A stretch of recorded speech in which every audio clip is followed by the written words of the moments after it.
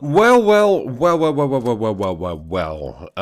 Here's a change. I'm going to actually jump on this bandwagon very early with the great news that the title of Call of Duty has been released, and we all now know that it's not Call of Duty Ghosts Mark 2, it's not Modern Warfare 4.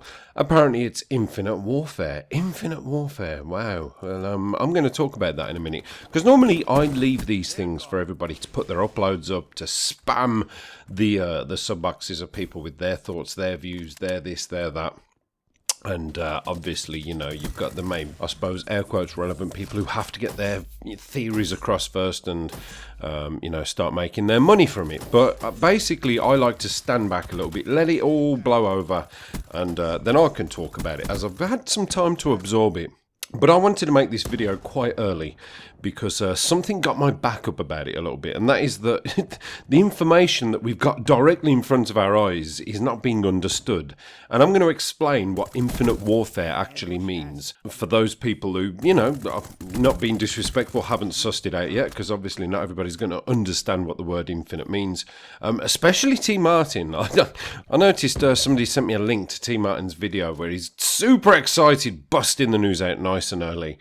And it's like, hey, what's going on, guys? So we've just been released the information that it's called Infinite Warfare. Infinite Warfare. Oh, my God.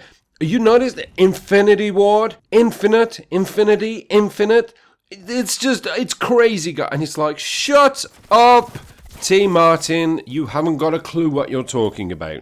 The reason it's called Infinite Warfare is, as we've all dreaded, it's nothing to do with the fact Infinity Ward have made it and it's a play on words. The reason it's called Infinite Warfare is because infinite is a description of space.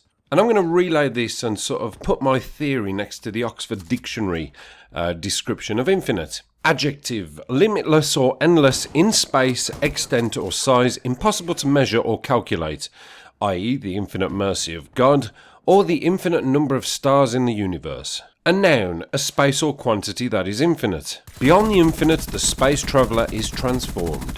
So that would just spell out to me that, as we all guessed from the leaks and the rumours from these Shinobi people and Biblical Reaper and whoever else, that there was a big discussion about this is all going to take place in space, and we all said, oh, I hope not, I hope not. I hope it's just a couple of side missions like me, which I said maybe it's just a, you know, a sort of campaign mission.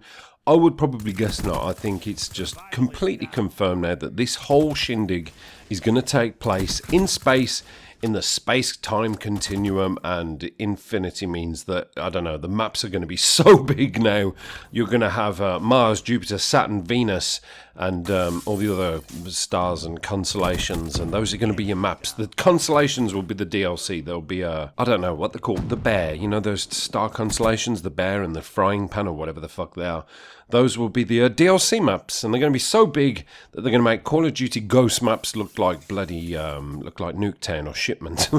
So I would say that that pretty much confirms that it is going to take place in space. It's going to be a space-age shooter, and basically Call of Duty as we once knew it is now kaput. It's dead. It's gone. It's dead and buried. It's never going to be boots on the ground ever again. Basically, Call of Duty is now officially fucking dead.